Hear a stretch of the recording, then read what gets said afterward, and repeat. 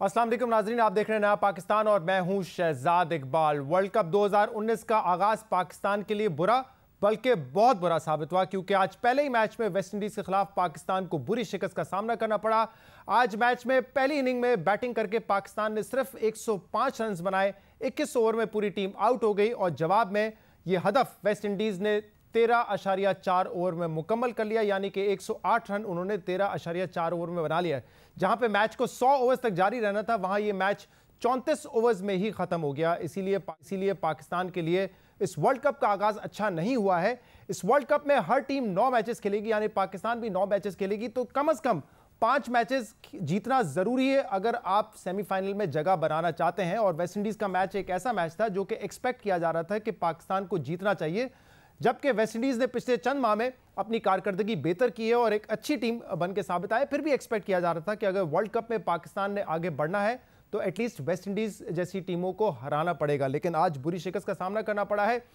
इस तरह के मैचेस में जहां पे बिल्कुल ही वन साइडेड आपको डिफीट हुई हो, पॉजिटिव्स ढूंढना बड़ा मुश्किल हो जाते हैं। लेकिन फिर भी क्या पॉजिटिव्स रहे, आज इस पर बात करने के लिए हमारे साथ मौजूद हैं पाकिस्तान के साबिक टेस्ट मोहम्मद यूसुफ साहब, हमें ज्वाइन किया है साबिक ऑलराउंडर अब्दुल रज़ाक साहब ने, और हमें ज्वाइन करेंगे सिकंदर बख्श साहब। आप तीनों का बहुत बहुत शुक्रिया ज्वाइन करने के लिए। मोहम्मद यूसुफ साहब, जैसे मैंने कहा कि इस मैच में, इस तरह के मैचेस में बड़ा मुश्किल हो जाता है कि आप कोई पॉजिटिव तलाश करें कि कहाँ पे बेहतरी रही, क्या बैटिंग अच्छी थी, क्या बॉलिंग अच्छी थी। सभी बुरा गया आज, तो ना बैटिंग अच्छी हुई है ना बॉलिंग अच्छी हुई है। बिस्मिल्लाहिर्रहमानिर्रहीम। पॉजिटिव ढूंढना मुश्किल है, लेकिन फिर भी होप है और होप दिलानी भी चाहिए कौम को भी कि आमिर की एक पॉजिटिव चीज़ आई है कि उसने 3 विकेटें ली हैं, जो काफ़ी अरसे से विकेटें नहीं ले पा रहे थे, उसने 3 विकेटें ली हैं। इसके साथ साथ उसको थोड़ी सी अपनी स्पीड इम्प्रूव करनी पड़ेगी, क्योंकि एक 135 एवरेज नज़र आ रही थी और इससे नीचे भी वो आ जाते थे। इसको थोड़ा इम्प्रूव करें और इसी तरह अच्छी बॉलिंग करेंगे तो आगे फ़ायदा हो सकता है। दूसरी चीज़ ये है कि हमारी सिलेक्शन कमेटी, कैप्टन और कोचिंग स्टाफ, ये सारा पिछले 3 साल से इकट्ठे हैं, लेकिन इस मैच से और पिछले 10 मैचेस से लग रहा है कि वो अभी अचानक मिले हैं, अब वो प्लानिंग को करना शुरू हुए हैं। हालांकि ये प्लानिंग बहुत पहले से होनी चाहिए थी। ये जो सिचुएशन बनी है, जो सूरत हाल बनी है, इन सब का पीछे ये सारी चीज़ें हैं कि इन लोगों ने अपना जो वर्कआउट है वो सही किया नहीं हुआ था। ये अचानक ऐसे लग रहा वर्ल्ड कप में आ गए, तो इनको मेहनत करनी चाहिए थी, पूरी टीम बनानी चाहिए थी। अभी हमारे पास जो मेरा ख्याल है कि सबसे पुराने प्लेयर हैं जो वर्ल्ड कप में गए, एक शोएब मलिक है और एक हफीज़ है। पूरी टीम, पूरी दूसरी जितनी भी टीमें हैं उनमें ऐसा एक्सपीरियंस नहीं है, लेकिन उसमें से एक तो आज खेले ही नहीं और एक आज खेले हैं, तो वो भी जिस तरह आउट हुए हैं वो एम्बैरेसिंग है मेरा ख्याल है। पहले थोड़ा सा बैटिंग पे बात कर लेते हैं। आपको लगता है कि बॉलिंग बहुत अच्छी थी, अनप्लेबल थी, या बैट्समैन ने बुरा खेला? क्योंकि आज 2-3 जिस पे कहा जा सकता है कि बैट्समैन के लिए बुरा दिन था, बैड लक भी थी। देखिए, एक आधे के लिए हो सकती है, चलो बैड लक हो गया, जिस तरह लगा कि हेलमेट पे लगा विकेट में चला गया, चलो बैड लक हो गई। लेकिन एक चीज़ ये है, मैं आपको बता दूं, जब तक कि इंग्लैंड के खिलाफ जैसे विकेटों पे ये खेले हैं, बहुत ही फ्लैट विकेट थे, ऐसे लगता था स्लो सीमेंट पे क्रिकेट हो रही, कुछ 350 पे 350 चेज़ हो रहा है, और पाकिस्तान टीम भी एक बार 375 चेज़ करने लगी थी। इसका मतलब कि बहुत ही स्लो सीमेंट विकेटें हैं। अगर ऐसी विकेटें आएंगी तो मुझे अभी भी उम्मीद है कि पाकिस्तान इस वर्ल्ड कप में कमबैक भी कर सकता है और जीतने की पोजीशन में भी आ सकता है, अगर ऐसी विकेटें हुई जो आपने इंग्लैंड के खिलाफ जैसी विकेटों पे खेले हैं। अच्छा, और अगर ऐसी विकेटें नहीं हुई और जो ऐसी थी जो आज हुई हैं, तो उसमें पाकिस्तान मेरा ख्याल स्ट्रगल करेगा, मुश्किल हो जाएगी। कोई टेक्निकल और बाउंसर पे एक्सपोज हुए हैं, आज वेस्ट इंडीज़ ने हमें एक्सपोज कर दिया बाउंसर्स पे और टेक्निकली चीज़ों में। अब आप देखें हमारे सारे बैट्समैन एक्सपोज हो गए इन दोनों चीज़ों में। सिकंदर बख्श साहब, जैसे कि यूसुफ साहब ने कहा कि यही मैनेजमेंट, यही प्लेयर्स काफ़ी अरसे से खेल रहे हैं, लेकिन ऐसा लगता है कि अभी तक प्लानिंग स्टेज में हम मौजूद हैं। और आज भी हमने देखा कुछ सडन चेंजेस किए गए हैं। वहाब रियाज या मोहम्मद आमिर जो टीम का हिस्सा नहीं थे पिछले मैचेस में इंग्लैंड के खिलाफ, आज उनको भी खिलाया गया। आज टीम से आसिफ अली गायब हो गए, हमें नहीं पता, क्योंकि एक ही ऐसा शायद मिडिल ऑर्डर या लोअर मिडिल ऑर्डर में प्लेयर था जो कि तेज खेल सकता था, उनको भी नहीं खिलाया गया।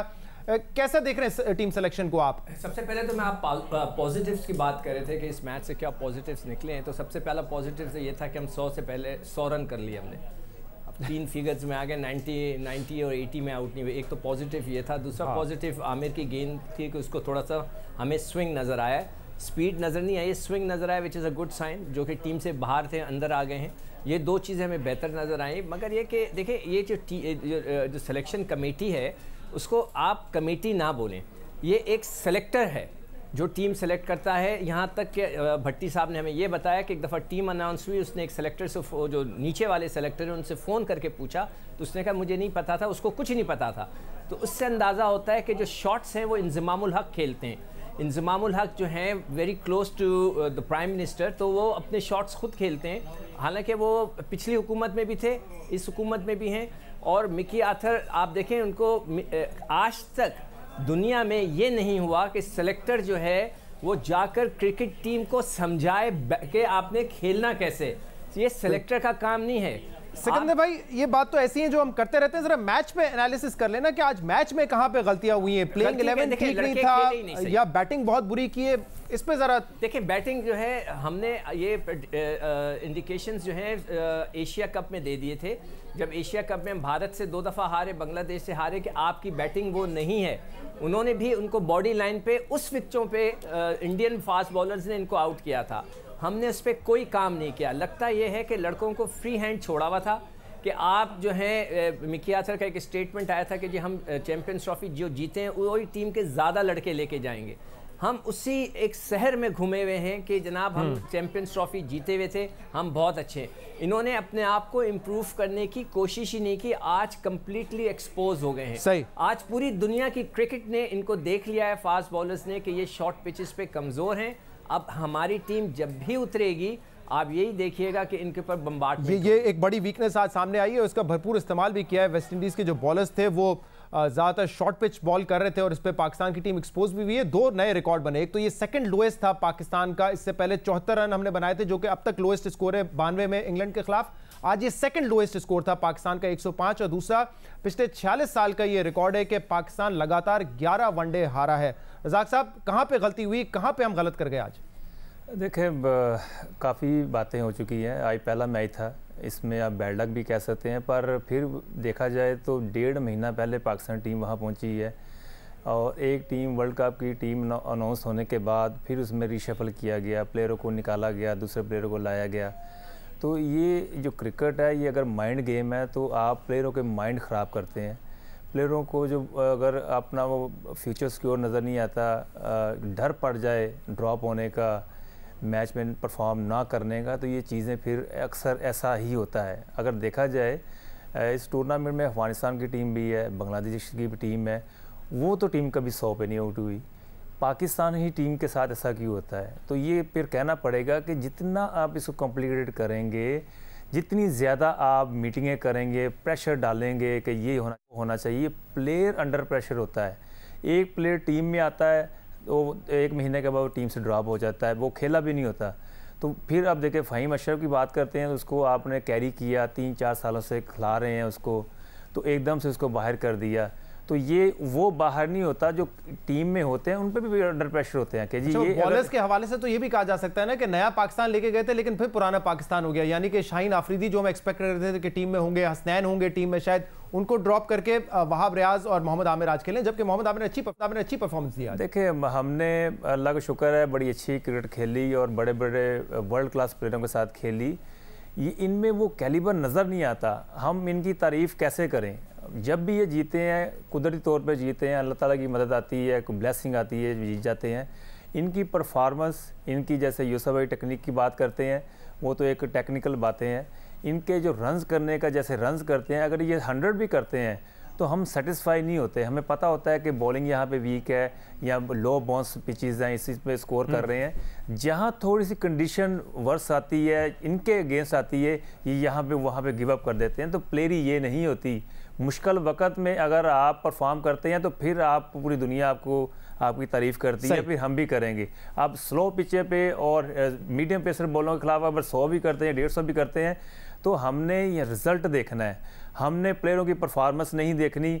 और जितनी हमारी मीडिया है उनको भी देखना चाहिए, प्लेयरों की परफॉर्मेंस पे तारीफ करना छोड़ दें, टीम की परफॉर्मेंस पहले रखें और रिजल्ट मैटर करता है। जैसे हम कह रहे हैं कि 11 लगातार मैचेस आ रहे हैं। यूसुफ साहब, जरा टीम पे बात कर लेते हैं। प्लेइंग 11 से मुतमईन है या आप समझते हैं कि बैटिंग और बॉलिंग दोनों में तब्दीली की जरूरत है? किसको इन होना चाहिए, किसको आउट होना चाहिए आपके अंदाजे के मुताबिक? बैटिंग में मेरा ख्याल है मैंने कल भी कहा था कि नंबर 4 पे सरफराज को आना चाहिए, लीड करना चाहिए। ये पास्ट में भी हमारे कुछ कैप्टन ऐसे थे कि वो लीड नहीं करते थे, पीछे बैठे रहते थे जब तक 3-4 विकेटें नहीं गिरती थी, वो अंदर नहीं आते थे। तो कैप्टन का काम होता है कि उसने प्रेशर हैंडल करना है। अभी बाकी तो यंगस्टर हैं, ठीक है, हमारे 3 प्लेयर स्कोर कर रहे हैं, बाबर आजम ने किया, पीछे इमाम ने किया, फ़खर ने किया, लेकिन कैप्टन एक पुराना प्लेयर है। 2008 में मेरा हमारे साथ इसका डेब्यू हुआ था, सीनियर प्लेयर है, इसको प्रेशर लेना चाहिए, कॉन्फिडेंस, इसके पास ज़्यादा कॉन्फिडेंस है बनस्बत दूसरे प्लेयर, वो कैप्टन है और इसको लीड करना चाहिए। इमरान भाई ने 92 में लीड किया, 1 डाउन आ गए फाइनल में। अब ये नंबर 4 पे नहीं आ रहा, 5 पे आ रहा, 3 विकेटें गिर जाती हैं, उसके बाद भी आके रोकना, भाई पहले आके रोक लो ताकि 1-2 विकेटें बच जाए। सरफराज को ऊपर सरफराज को 4 पे आना चाहिए, हफीज को 5 पे आना चाहिए, आसिफ को 6 पर आना चाहिए। आसिफ को टीम में होना चाहिए, जी बिल्कुल होना चाहिए, क्योंकि देखिए इस विकेट पर तो सारे गए हैं, लेकिन जहाँ फ्लैट विकेट होगी कम से कम ये छक्के तो मारेगा ना। सही है, बाकी जो आएंगे उन्होंने भी आगे रोकना ही है फ्लैट विकेट। दोनों ऑलराउंडर्स टीम में होने चाहिए, इमाद, वसीम, शादाब, या फिर आप समझते हैं कि दोनों में से एक को ड्रॉप करना पड़ेगा? मेरे हाथ दोनों की होना चाहिए, दोनों उन पे तो जब अगर तो इसका मतलब अगर आसिफ अली टीम में आते हैं तो फिर आप हारिस सोहेल की जगह उनको खिलाएंगे? हारिस सोहेल की अगर आप बैटिंग देखें वो जिस तरह, एक मिनट, आज आपने अपने स्पिनर से बॉल ही नहीं कराई, आप 2 को अपने साथ रख रहे हैं, एक लेफ्ट आर्म स्पिनर है, 12 ओवर में क्या मौका मिलना था हमें बॉलिंग करवाने का? आपको अटैक करना, क्या बात कर रहे हैं सीकू भाई? तो अटैक होता है। नहीं, आप बिल्कुल ठीक कह रहे हैं, ये तो उसने नहीं करवाई ना, कोई चीज कुछ की नहीं। देखें आपका जो आपने इमरान ताहिर को देखा था पहले ओवर में उसने आउट किया, ठीक है, it was out of the box thinking. आपको भी इमाद वसीम से नया गेंद करा लेना चाहिए था आज। वहाब रियाज किस मर्ज की दवा है, आज भी उन्होंने 3 अशारिया उसके अंदर 36 रन खा लिए। क्या वो आखिरी ओवरों का इंतजार करेंगे? जब मैच खत्म हो जाएगा तो रिवर्स स्विंग होगा तो फिर मैं गेंद कराऊंगा? अरे भाई आप इतने तेज हैं तो आपको शुरू के 2 ओवर गोली किस्म के कराने चाहिए थे। तो जब तक आप आउट ऑफ द बॉक्स नहीं सोचेंगे तो आप नहीं जीत सकते। आप 2 स्पिनर क्यों खिला रहे हैं फिर? अगर आपने उनको आजमाया नहीं 100 रन में, 1 ओवर नहीं कराया आपने, सही, तो फिर ये कैसी कैप्टनसी है, कैसी स्ट्रेटजी है? ये है कि बीच में आगे मेरी बात ये आउट ऑफ द बॉक्स है सीकू भाई। चले आप अपनी बात मुकम्मल करिए। दो स्पिनर्स आप उसके साथ जाएंगे। इसलिए रहेंगे कि देखें अगर अभी तो इस मैच में ओवर क्लाउड था, विकेट में भी थोड़ा सा था जिसकी वजह से एक्सपोज हुए, लेकिन अगर आगे जैसे धूप आती है, गर्मी आती है तो विकेट ड्राई होंगी और दोनों बैटिंग भी कर लेते हैं और चांसेस भी हैं कि आखिरी ओवर्स में रिवर्स स्विंग के चांसेस भी बन जाए, 4 ओवर में चांस बन जाए। ये अभी हम सोच रहे हैं अगर धूप निकलती है ऐसी कंडीशंस आती हैं, लेकिन इन दोनों का होना ज़रूरी है। बैटिंग भी कर लेते हैं, बॉलिंग भी कर लेते हैं, ठीक है, क्योंकि इसके अलावा भी जो हमारे पास है वो इतने मज़े का नहीं। जैसे अभी हारिस सोहेल है, वो उसका ऐसा लगता है बैक गेयर ले लिया है पीछे की तरफ। भाई पीछे की तरफ नहीं जाना, आप सामने रहें, बॉलर के सामने आए, नंबर 4 पे खेल रहे हैं, पाकिस्तान की तरफ से आए हैं। आपके हटने का मकसद ये है कि पीछे वाले भी डर जाएंगे जो पीछे आ रहे हैं।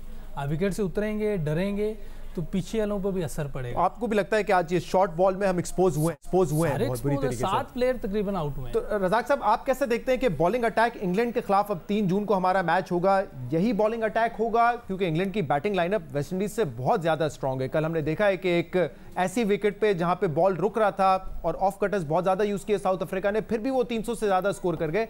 आपको लगता है यही बॉलिंग अटैक होना चाहिए या हसनैन और शाहीन आफरीदी टीम में वापस आएंगे? देखो पहले तो मैं इस चीज़ के बड़ा ख़िलाफ़ हूँ कि एक मैच हुआ है उसके बाद टीम में चेंजिंगें करना शुरू कर दें, ये नहीं होना चाहिए।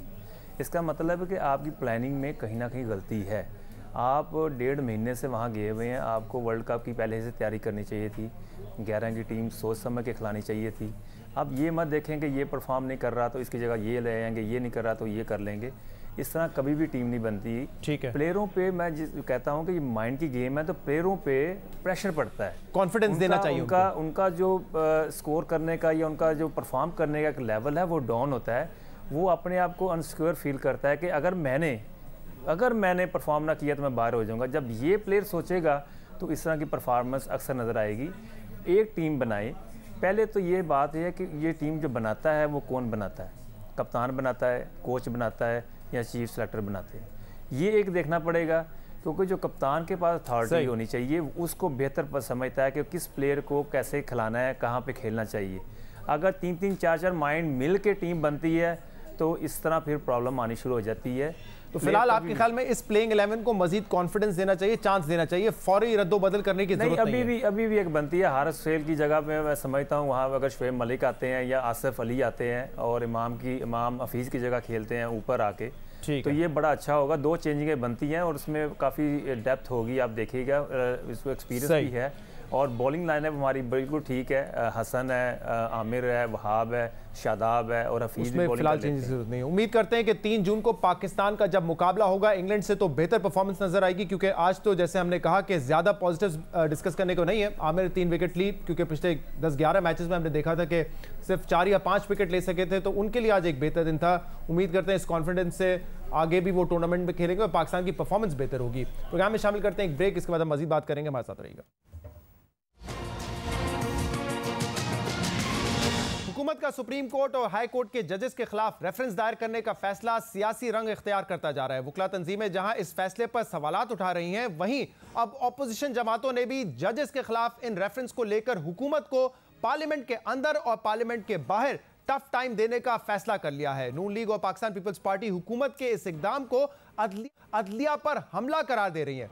ऑपोजिशन तो तनकीद कर ही रही है, मगर साथ ये सवाल भी अहम है कि हुकूमत ने जजेस के खिलाफ रेफरेंस दायर करने का फैसला क्यों किया, और वो भी ऐसे वक्त में कि जब हुकूमत पहले ही संगीन माशी मसाइल समेत दीगर मसाइल में घिरी हुई है। हुकूमत का अब तक इस मामले पर कोई बाज़ाब्ता वाज़ेह मौक़िफ़ सामने नहीं आया है, मगर जजेस के खिलाफ सुप्रीम जुडिशल काउंसिल में सदारती रेफरेंस दायर करने की तस्दीक कल हो गई, जब सुप्रीम जुडिशल काउंसिल ने अटॉर्नी जनरल के जरिए हुकूमत को नोटिस जारी कर दिया। अब हुकूमत इस नोटिस पर वजीर कानून बैरिस्टर फरूक नसीम के जरिए जवाब दाखिल करेगी, जबकि चीफ जस्टिस आसिफ सईद खोसा ने 14 जून को इस रेफरेंस की समाअत करने का फैसला किया है। सुप्रीम कोर्ट और हाई कोर्ट के जजेस के खिलाफ रेफरेंस का यह संगीन मामला है। इसकी टाइमिंग और हुकूमत की नीयत पर सवालात उठाए जा रहे हैं। वकला तंजीमें और सियासी जमातें हुकूमत के इस फैसले के खिलाफ नजर आती हैं। आज ऑपोजिशन जमातों ने कौमी असेंबली और सेनेट में मौजूद जजेस के खिलाफ रेफरेंस पर ऐवान में करारदाद पेश की, जिसमें जजेस के खिलाफ रेफरेंस वापस लेने का मुतालबा किया गया है। करारदाद में जजेस के खिलाफ रेफरेंस पर तशवीश का इजहार करते हुए कहा गया कि यह रेफरेंस अदलिया की आज़ादी पर बराह रास्त हमला है। रेफरेंस खुफिया अंदाज में दायर किया गया, जिसका जजेस को भी इल्म नहीं था। करारदाद में कहा गया कि शुबा है कि यह रेफरेंस मौजूद जजेस के हालिया फैसलों के मुतालिक है और इस रेफरेंस को वापस लेना जरूरी है। कौमी असेंबली में तो यह करारदाद मंजूर ना हो सकी, मगर सेनेट से इस करारदाद की मंजूरी पर हुकूमती अरकान ने शदीद एहतजाज किया। कायदे-ए-ऐवान सेनेटर सिपली फराज ने शिकवा किया कि ऑपोजिशन ने करारदाद लाने से पहले उन्हें एतमाद में नहीं लिया। सिर्फ ऐवान के अंदर नहीं बल्कि ऐवान के बाहर भी ऑपोजिशन जमातों ने हुकूमत के खिलाफ शदीद तनकीद की और एहतजाज किया। नून लीग के सीनियर नायब सदर शाहिद खान अब्बासी ने इस रेफरेंस को जजमेंट किलिंग करार दिया। बिलाल भुट्टो ने हुकूमत के इस फैसले की सख्त अल्फाज में मुजम्मत की।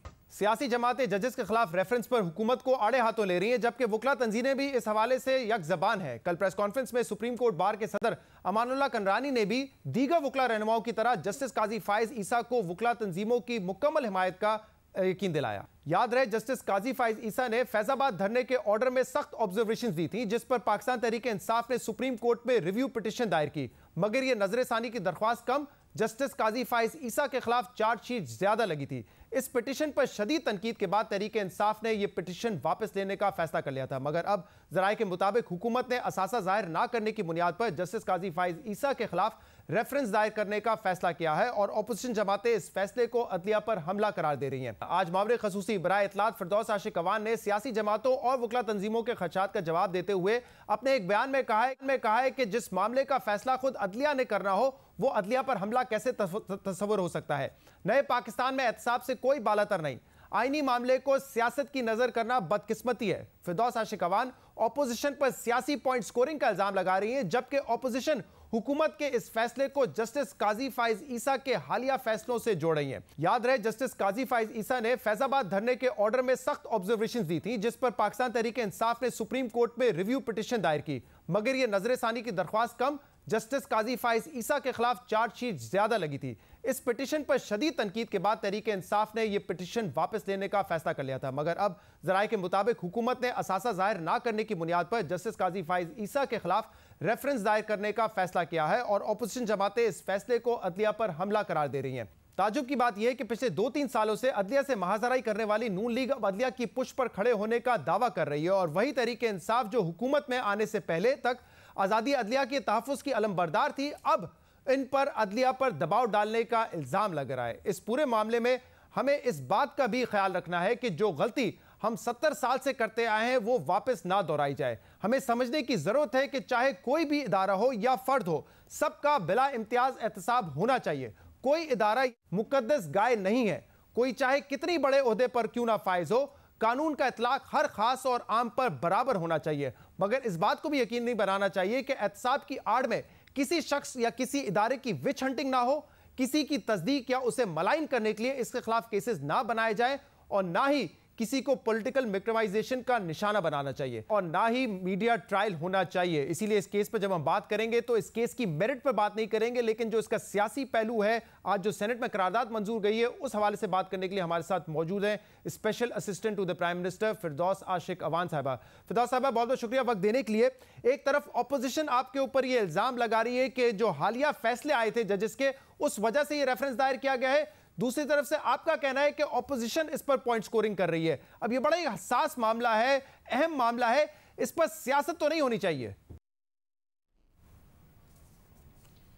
बिस्मिल्लाहिर्रहमानिर्रहीम। शहजाद, मैं शुक्रगुजार हूँ आपकी। देखिए, ये एक आईनी और कानूनी मसला है और बदकिस्मती से अपोजिशन उसको सियासत ज़दा करके, सियासत की नज़र करके सियासी दुकान चमकाने के लिए इस्तेमाल कर रही है। इमरान खान साहब जो है वो उन्होंने अदलिया की आज़ादी में ख़ुद जदोजहद की और वो उस जदोजहद में पाबंदे सलासल भी रहे, और मौजूदा हुकूमत जो है वो आइन और कानून की हुक्मरानी को यकीनी बनाना चाहती है। हम अदालतों समेत तमाम अदारों को खुद मुख्तार देखना चाहते हैं, और कहीं पे भी ये तासर के अदलिया के साथ किसी तरह का भी कोई हम टकराव करने जा रहे हैं या अदलिया को कमज़ोर करने जा रहे हैं। और ये मसलसल जो वावेला और प्रोपेगेंडा है कि हुकूमत ने किसी टारगेट के तहत किसी मखसूस जज साहब के हवाले से कोई ऐसा इनिशिएटिव लिया है, तो ये कतन जो है वो बेबुनियाद प्रोपेगेंडा है। मैं इसकी सख्ती से तरदीद करती हूँ। दूसरी बात यह है कि आप देखें कि इस केस को रेफ़र किधर हुआ है। अदलिया के ऑनरेबल मुअज़्ज़ज़ जज का फ़ैसला अदलिया ही करने जा रही है, तो क्या अदालत किसी हुकूमत का कोई ज़ैली अदारा है? और सुप्रीम जुडिशल काउंसिल जो है क्या वो हमारे मुअज़्ज़ज़ जज साहबान, लेकिन फिरदौस साहिबा, अगर आपने एक कानूनी कार्रवाई करनी थी, किसी को शक है, अगर कोई एतराज था जिस पे आपने कानूनी कार्रवाई करनी थी, तो उसको मुकम्मल तौर पे कानूनी रखते ना। लीक कैसे हुआ, ये खबर लीक कैसे हुई कि रेफरेंस दायर किया गया है, रेफरेंस का मतन किया है, एतराजात किया है, ये लीक तो हुकूमत की तरफ से ही हुआ है ना। अगर ये लीक होगा तो फिर इस पे ऑपोजिशन भी बात करेगी, उनको भी बात करने का मौका मिलेगा। ऐसा नहीं है शहजाद, ये बिल्कुल आप ठीक कह रहे हैं कि इसमें सीक्रेसी को इंटैक्ट रखना हमारी जिम्मेदारी है, और सुप्रीम जुडिशल काउंसिल का जो अपना भी सेशन और इसकी प्रोसीडिंग है वो भी इन कैमरा है। बदकिस्मती से जब ये डॉक्यूमेंटेशन टाइपिंग से ले के आगे फाइनल स्टेज तक चलती है तो उसमें मुख्तलिफ मराहल आते हैं। इसकी तहकीकात होनी चाहिए और होंगी, पता नहीं तहकीकात होंगी या नहीं होंगी, ये होती नहीं है कभी तहकीकात। और आप ये जिम्मेदारी तो हुकूमत पर ही आती है ना फिरदौस आशिक अवान साहिबा, चाहे जिस लेवल पर भी ये लीक हुआ ये जिम्मेदारी आप पर आती है। अब देखिए, आप डिस्कस नहीं होनी चाहिए, बिल्कुल ठीक है, और इसीलिए हम केस की मेरिट पे बात नहीं कर रहे। लेकिन जो काजी फायज ईसा साहब ने खुद खत लिखा है सदर मुमलिकत को, उसमें उन्होंने लिखा है कि इस रेफरेंस का जो कुछ हिस्सा लीक हुआ है उससे मुझे मलाइन करने की कोशिश की गई है। ये बातें उन्होंने लिखी हैं। तो फैसला जो भी आए, लेकिन आपने तो ये बता दिया है कि आप कहां खड़े हुए हैं इस वक्त। देखिए, हम इस मुल्क के अंदर अदारों के इस्तेहकाम के साथ खड़े हुए हैं, हम आइन और कानून की हुक्मरानी के साथ खड़े हुए हैं, और हम नए पाकिस्तान में इस सोच के साथ खड़े हुए हैं कि कोई मुकद्दस गाय नहीं है, और नए पाकिस्तान में एहतसाब का सबका यकसा होगा। और आपने देखा कि इस मुल्क के अंदर वो फ़ौज और लोगों की उंगलियां उठती थी कि अफवाज पाकिस्तान के अंदर वो क्यों वहाँ एहतसाब क्यों नहीं होता। आपने कल देखा कि उन्होंने भी अपने अदारे के अंदर ऐसे अफराद को निशाने इबरत बना हमारे सामने मिसाल कायम की है कि एहतसाब उस तरह का होना चाहिए। और ये पहली मर्तबा नहीं है, देखिए फौज अपने इदारे में खुद एहतसाब करता रहा है, ये पहली मर्तबा नहीं है। जो कल हुआ उससे पहले भी हो चुका है। लेकिन यहाँ पे सवाल ये पैदा होता है कि आप लोग जो ये रेफरेंस लेकर आए हैं, उसको होना चाहिए बिल्कुल, लेकिन ये नहीं नजर आना चाहिए कि नीयत कुछ और है, बदनीयती नहीं नजर आनी चाहिए ना इसमें। कंट्रोवर्शियल ना करें, नहीं होना चाहिए था। अगर ये लीक नहीं होता, देखिए बात सुनिए सेनेट में फिरदौस आशिक अवान साहिबा, अगर इसका मतन लीक नहीं होता तो इस पर तो कोई बहस नहीं करता, ना ऑपोजिशन आज करारदाद पास करती, ना ऑपोजिशन इस पर रिमार्क्स देती।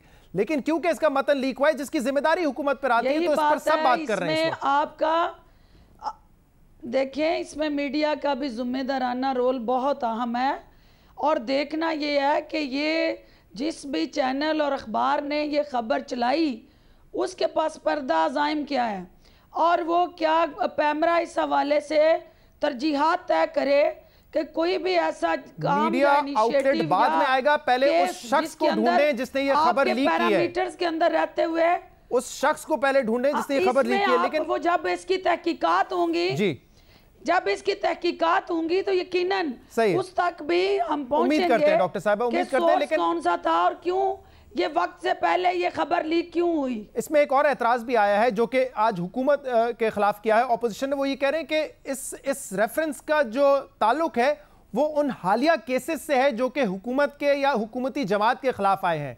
अभी जो रिसेंटली फैजाबाद धरना था, उसके बाद आपकी जमात में से जो आपके सेक्रेटरी जनरल हैं इरशाद दाद साहब, वो रिव्यू जब फाइल करने गए थे, रिव्यू फाइल हो चुका था, वो बड़ा सख्त था, और वो रिव्यू नहीं था, ऐसा लग रहा था एक जज के खिलाफ चार्जशीट बाकायदा पेश करने जा रहे हैं, जिसको बाद में क्रिटिसिज्म की वजह से विड्रॉ किया गया। तो इस पस मंजर को भी तो देखना जरूरी है ना। देखिए, पहली बात तो ये है कि ये सारा जो एक मनगढ़ंत बेबुनियाद और इस किस्म का एक टारगेट करके प्रोपेगेंडा हो रहा है। ये आप शहजाद इसकी कड़ियाँ मिलाएं आपस में, तो आप देखें कि इस्लामाबाद हाई कोर्ट के जजेस को स्ट्रेंथन करने के लिए उस कोर्ट के प्रोसेस को हुकूमत जो है वो सेनेट के अंदर बिल लाती है। अगर अदलिया का एहतराम, अदलिया को खुद मुख्तार बनाना, उसको इस्तेहकाम देना और अदलिया के उस बेसिक कंडक्ट को सपोर्ट करना अपोजिशन का मकसद है, तो फिर आज सेनेट के अंदर उस बिल को मुस्तरद क्यों किया गया? क्योंकि ये एक वो इनिशिएटिव है, जब जजेस नहीं होंगे तो आवाम को रिलीफ कैसे मिलेगा? तो जजेस की तादाद बढ़ाना और मुअज़्ज़िज़ जजेस के खिलाफ रेफरेंस लाना, ये दो बिल्कुल अलग चीजें। लेकिन आखिर में मैं एक सवाल आपसे जरूर पूछना चाहूंगा कि ये दो पैरेलल प्रोसीजर हैं, जो ये दो पैरेलल प्रोसीजर हैं और दोनों को पैरेलल चलना है, लेकिन दोनों की नौइयत मुख्तलिफ है। लेकिन सवाल ये पैदा होता है अदारे के इस्तेहकाम के लिए अदारे के अंदर भी इस्लाहात जरूरी हैं। जी बिल्कुल। इस वक्त जो हालात हैं, मुल्क के हालात हैं, और जो चैलेंजेस आपकी हुकूमत को दरपेश हैं, जिसमें अभी रिसेंटली पीटीएम वाला मामला हमने देखा, इसको सुलझाना है, इससे ज्यादा ये ना फैले, इस पे हुकूमत की जिम्मेदारी है। इसके अलावा माशी चैलेंज इतना मैसिव है, आपको खुद पता है कि कहां से टैक्स कलेक्ट होगा। आज शब्बर जैदी साहब कह रहे हैं कि पूरा टैक्स निज़ाम बदलने की जरूरत है। बहुत सारे चैलेंजेस हैं। उन चैलेंजेस के दरमियान ये रेफरेंस इस वक्त दायर करना, इससे कैसे फायदा होगा हुकूमत को, और अगर हुकूमत को फायदा नहीं होगा तो अवाम को क्या फायदा होगा इससे, जरा बताइए। शहजाद, पहली बात तो यह है कि यह हुकूमत स्टेटस को चैलेंज करके अवाम से मैंडेट लेके आई है कि हमने इस गले सड़े निज़ाम को बदलना है, हमने इदारों में रिफॉर्म्स लानी है, हमने रूल ऑफ लॉ को इंश्योर करना है, और दो नहीं एक पाकिस्तान के कॉन्सेप्ट को प्रमोट करना है, और कानून का इतलाक सब पे यकसां लागू करना है। अब ये चैलेंजेस हैं, बिल्कुल आप ठीक कह रहे हैं, लेकिन हमेशा जो लीडरशिप होती है वो चैलेंजेस को अपॉर्चुनिटीज में लेकिन किसी एक महाज पर अगर आप कामयाब हो रही होती तो मैं कहता कि ठीक है, आप तमाम महाज एक साथ खोल दें। नीचे छुपाती नहीं है। आप अगर किसी एक महाज पर कामयाब हो रहे होते तो मैं कहता कि आप 6 महाज और खोल दें, लेकिन मसला ये है कि आप किसी महाज पर कामयाब नहीं हो रहे इस वक्त। शहजाद, बात यह है कि आपको मुल्क का मफाद देखना है, अवाम का मफाद देखना है, और सियासी मफाद को तीसरे दर्जे में लेके आना है। यहाँ पहले सियासी मफादात एड्रेस होते रहे, मुल्क और कौम का मफाद दूसरी और तीसरी तरजीह रहा। फिरदौस आशिक अवान साहबा हमारे साथ मौजूद थी। करेंगे इसके बाद ऑपोजिशन का पॉइंट ऑफ व्यू लेंगे, जिन्होंने आज सेनेट में करारदाद भी पेश की है, उस पर भी बात करेंगे एक ब्रेक के बाद। सुप्रीम जुडिशल काउंसिल में हुकूमत की तरफ से जो रेफरेंसेस दायर किए गए हैं मौजूद जजेस के खिलाफ, इस पर बात करने के लिए अब हमारे साथ मौजूद हैं PMLN की सेक्रेटरी इंफॉर्मेशन मरियम औरंगजेब। मरियम औरंगजेब साहबा, बहुत बहुत शुक्रिया वक्त देने के लिए। हुकूमत की तरफ से रेफरेंस दायर किया गया है सुप्रीम जुडिशल काउंसिल में मौजूद जजेस के खिलाफ, लेकिन यह मामला कानूनी है, मामला आईनी है। इस पर अब सियासत क्यों की जा रही है? क्योंकि आज इस पर असेंबली में भी बात करने की कोशिश हुई, असेंबली के बाहर भी हुई। इस इशू को पॉलिटिसाइज क्यों किया जा रहा है? जी बिस्मिल्लाहिर्रहमानिर्रहीम। ये जो जजेस का मामला है, इसको कोई सियासी रंग देने की कोशिश नहीं की जा रही। एक बहुत असूली मौक़िफ़ है कि आप एक रेफरेंस आला अदलिया के जजेस के ख़िलाफ़ बनाते हैं, उसको आप सदर को भेज देते हैं। ना पार्लियामेंट में कोई बात होती है, ना उनको पता है जिनके ख़िलाफ़ ये रेफरेंस है, और ये हम समझते हैं कि ये इंस्टीट्यूशनल अटैक है। आप पूरा ड्यू प्रोसेस तो रेफरेंस का पूरा करें। अगर कोई ऐसी बात है, आप उसको कहीं तहकीकात कराएं, उसके बाद उसका पूरा प्रोसेस पूरा होता है, उसके बाद उसको सुप्रीम कोर्ट में लेके जाएं, उसके बाद सुप्रीम जुडिशल काउंसिल में उसकी बारी आती है। ये कहाँ लिखा है कानून में कि अगर किसी जज के खिलाफ सुप्रीम जुडिशल काउंसिल में आपने रेफरेंस दायर करना है तो पहले उस पर बहस होगी पार्लियामेंट में, या उसको प्रेस कॉन्फ्रेंस के जरिए आप सामने लेकर आएंगे? ये तो खुद सुप्रीम जुडिशल काउंसिल के एक केस में कहा गया था कि इन चीजों को अदालत के जजेस को डिफेम करने के लिए ना इस्तेमाल किया जाए, इसको पब्लिकली ना उछाला जाए। तो ये तो अच्छी बात है, अगर खामोशी से एक रेफरेंस आया है, खामोशी से उसकी कार्रवाई होगी, अदालत ही कार्रवाई करेगी, सुप्रीम जुडिशल काउंसिल कार्रवाई करेगी, जो फैसला होगा वो सामने आ जाएगा। शहजाद, आपने बहुत ही अच्छी बात की और मैं उसी की तरफ आ रही थी कि बिल्कुल मैं हमेशा से इस तरह का एहतसाब जो मीडिया ट्रायल के साथ जुड़ा हो, मैं ख़ुद भी पर्सनली भी उसके ख़िलाफ़ रही हूँ। लेकिन जब रेफरेंस बना के मीडिया में लीक कर दिया जाए और रेफरेंस बनाकर TV चैनल्स के ऊपर लीक कर दिया जाए जज के बारे में, आला अदलिया के जज साहिबान के बारे में, इस तरह की इंफॉर्मेशन को ख़ुद मीडिया पर लीक किया जाए, लेकिन उन जज साहिबान को नहीं पता कि उनका रेफरेंस किसके बारे में है, वो रेफरेंस क्या है। वो ख़त लिख रहे हैं प्रेसिडेंट को कि खुदा का वास्ता है, जो रेफरेंस जो मैं टीवी से सुन रहा हूं, जो रेफरेंस मेरे खिलाफ है, उसकी तफसील मुझे भी दे दी जाए और मुझे बताया जाए कि ये रेफरेंस क्या है। ये एक टारगेट किया जा रहा है एक ऑनेस्ट इंटेग्रिटी वाले जज साहिबान को। और अगर नहीं ऐसी बात तो आप उसको प्रोसेस कंप्लीट होने दें। आप सुप्रीम जुडिशल काउंसिल में उस रेफरेंस को जाने देते, वहां अगर नोटिस होता, वहां उसका पूरा ट्रायल होता, उसका प्रोसेस है। लेकिन उससे पहले अगर आप मीडिया को इस तरह की बातें रिलीज कर देंगे, लीक कर देंगे अपने कुछ ऐसे मीडिया लोगों को जो आपके ये एतराज आपका दुरुस्त है, लेकिन ये कहना कि ये अदलिया पर हमला है, उठेंगे। ये कहना कि ये अदलिया पर हमला किया गया है, अब तो सुप्रीम जुडिशल काउंसिल की तरफ से जो है वो नोटिस भी चले गए वफाकी हुकूमत को, 14 जून को इसकी समाअत भी होगी। तो अब बेहतर नहीं होगा कि इसको पॉलिटिकल सर्कल्स में बहस में लाने के बजाय अब सुप्रीम जुडिशल काउंसिल को अपना काम कर लेने दिया जाए? क्योंकि ये भी आईनी मामला है ना, कानूनी मामला है। ऐसा तो नहीं है कि रेफरेंस दायर करना कोई जुर्म हो गया या आईन तोड़ने के मुताबिक हो गया। नहीं, बिल्कुल ऐसी बात नहीं है। लेकिन शहजाद, पॉलिटिकल हलकों में ये बात हुकूमत खुद लेकर आई है। जो मैं आपको बात जिस तरफ जो मेरा मौक़िफ़ और पाकिस्तान मुस्लिम लीग नून और मुश्तरका अपोजिशन का मौक़िफ़ है, हमारी रेजोल्यूशन भी अगर आप पढ़ लें कि हुकूमत इस चीज़ को खुद मुतनाज़ा बनाने की उसने कोशिश की, कर इंफॉर्मेशन डीफेम कर आप, अभी तो कोई चीज़ साबित नहीं हुई ना, अभी तो ये भी नहीं पता कि रेफरेंस के अंदर क्या है, अभी कोई चीज़ पब्लिक नहीं, उसको सेक्शंस को लीक कर दिया जाता है मीडिया को। ये खुद हुकूमत इस तरह का मुतनाज़ा इस चीज़ को बनाती और बनाया है। आपका एतराज़ और आपका एहतजाज सिर्फ इसलिए है कि क्योंकि इस रेफरेंस का कुछ हिस्सा मीडिया में लीक किया गया, या आप इस रेफरेंस के खिलाफ है जो कि मौजूद जजेस के खिलाफ दायर किया गया है? हमारा मौक़िफ़ यह कि इस रेफरेंस को फौरी तौर पर जो बदनीयती के ऊपर मबनी है और जो जिस तरह इसको दायर किया गया है वो हुकूमत की बदनीयती जाहिर करती है, इसको फौरी तौर पर वापस लिया जाए। देखें, ये फैसला सुप्रीम जुडिशल काउंसिल ने करना है और केस की मेरिट पर करना है। आपकी पार्टी का एक असूली मौकिफ रहा है कि हमेशा इस मुल्क में एहतसाब सियासतदानों का होता है। तो अब अगर एक कानूनी तरीका अपनाया गया है तो जो प्रोसेस है उसको सामने आने दें, जो सुप्रीम जुडिशरी है वो उनको करने दीजिए।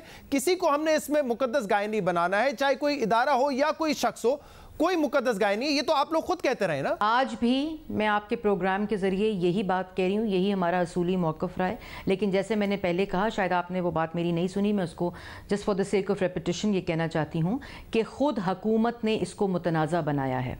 खुद हुकूमत की जो हरकतें हैं इस रेफरेंस को दायर करने से पहले भी और बाद भी, वो हुकूमत इसको पॉलिटिकल डिबेट में लेकर आई है और हुकूमत की बदनीयती इससे जाहिर होती है। अगर हुकूमत इसमें उसके पास कोई फैक्ट्स होते तो वो मीडिया को इस रेफरेंस के वो हिस्से लीक ना करते जिससे जो आला मोअज़्ज़ज़ जजेस हैं आला अदलिया के वो मुतनाज़ा हों। आप कह रही हैं कि क्योंकि इसका मतन लीक किया गया लिहाजा इनकी बदनीयती साबित हो जाती है, लेकिन मुझे ये बताइए, और मैं लेकिन से बात कर रहा हूं क्योंकि देखें इस वक्त किसी भी जज का नाम लेके या उन पर बात करना दुरुस्त नहीं होगा। अगर कोई भी जज हो, उनके खिलाफ कोई केस होता है, उनके कोई एसेट्स के हवाले से कोई मामला सामने आता है, क्या उसको सुप्रीम जुडिशियल काउंसिल में जाना चाहिए, उसका रेफरेंस जाना चाहिए? इस बात पे तो आप इत्तेफाक कर रही है ना, इसमें तो कोई हर्ज नहीं नजर आ रहा ना आपको?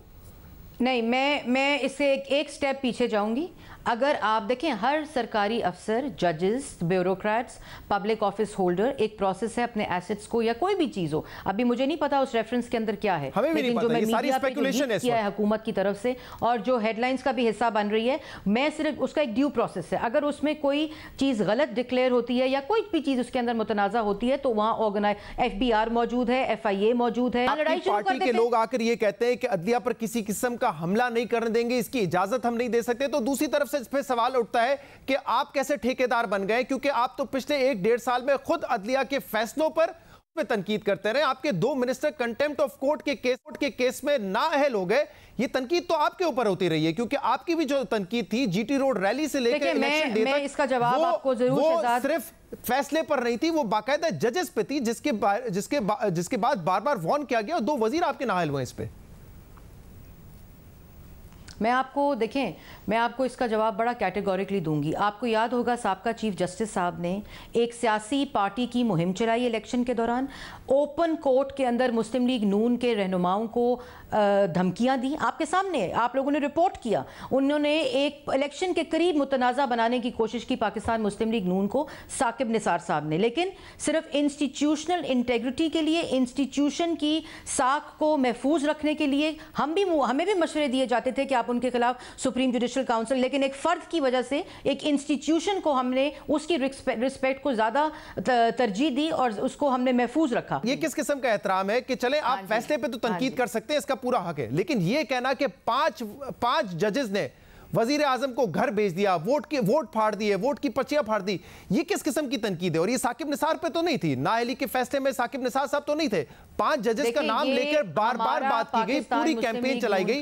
तो नतीजा ये, बात ये करना चाह रहा हूं मैं कि जब आप हुकूमत में होते हैं, चाहे आप हो या कोई और पार्टी हो, तो उस वक्त अदलिया के फैसले अच्छे नहीं लग रहे होते, अदलिया को प्रेशराइज करने की कोशिश की जाती है। ये हुकूमत किसी और तरीके से कर रही है, आपने स्ट्रीट कैंपेन के जरिए किया, यही हो रहा है ना? हमने फैसलों के खिलाफ, ये हमारा आईनी हक था और वो फैसला जो था वो फैसले जो मुतनाज़ा हों और जो फैसले आइन और कानून के मुताबिक ना हों, हमने उन फैसलों पे बात की थी और जिस पे मौक़िफ़ आज भी हमारा वही मौक़िफ़ है। लेकिन जिस वक़्त आप इंस्टीट्यूशन के अंदर लोगों को टारगेट करने की कोशिश करें क्योंकि वो आपकी मर्जी की बात ना करें, आपकी मर्जी पे फैसले ना दें और आप उनको डिफेम करने की कोशिश करें मीडिया के जरिए, तो उसके ऊपर आज जो हमारा मौक़िफ़ है कि इस तरह की हरकतों को बंद होना चाहिए। ये मुल्क के लिए ठीक नहीं है, ये पाकिस्तान, लेकिन आप लोगों ने किया है, मैं यही सवाल किया है मरियम औरंगजेब साहब, मैंने आपसे कि आप फैसले पे तनकीद कर सकते हैं, लेकिन बार बार आप लोगों ने कहा कि 5 जजेस ने ये कर दिया, 5 जजेस ने ये कर दिया, ये एक अलग किस्म की तनकीद है। कंटेम्प्ट जिस बातों पे लगा वो अलग किस्म की तनकीद है। हमने आपसे ये सवाल किया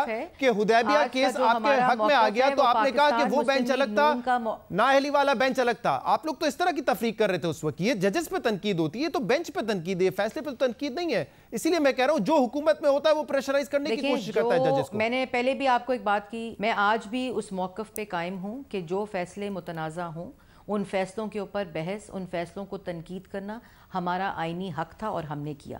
आज हमारा मौक़िफ़ सिर्फ मुस्लिम लीग नून का मौक़िफ़ नहीं है, ये मुश्तरका अपोजिशन के अंदर और वो हल्के जो आज़ाद बेंचों में गवर्नमेंट के साथ बैठे हैं, मैंगल साहब का भी मौक़िफ़ आज यही है कि हुकूमत की जो जमहूरी सोच है उससे आमरियत की बू आ रही है। ये उनके अपने बेंचेस पे लोग बैठे इस रेफरेंस को क्वेश्चन कर रहे हैं। ये हुकूमत के बेंचेस की बात कर रही हूँ और पूरे अक्रॉस द बोर्ड जो वकला बरादरी है, तमाम बार काउंसिल्स, उनकी आज स्टेटमेंट्स आ गई हैं, कल उनकी प्रेस कॉन्फ्रेंस सही है और ये रेलेवेंट सवाल है। ने कहा है कि ये रेफरेंस पे जो सवाल उठाए जा रहे हैं वो रेलेवेंट है। तमाम ये खाली पाकिस्तान मुस्लिम लीग यून, और मैं एक दफा फिर वाजिया कर दूं शहजाद कि ये सियासी मसला नहीं है, ये हुकूमत की बदनीयती के ऊपर इंस्टीट्यूशन के ऊपर अटैक है और खुद उन्होंने इसको सियासी मसला बनाया है इस तरह की हरकतें कर। मरियम औरंगजेब साहब हमारे साथ मौजूद थी और तनकीद कर रही थी कि हुकूमत ने इस रेफरेंस का कुछ हिस्सा मीडिया पे लीक किया और इसके बाद ऑपोजिशन ने इस पर बात करना शुरू की है। लेकिन हमें यह देखना होगा कि जो भी पार्टी हुकूमत में होती है वो कोई ना कोई हरबा इस्तेमाल करती है जुडिशरी को प्रेशराइज करने का, चाहे वो स्ट्रीट मूवमेंट के जरिए हो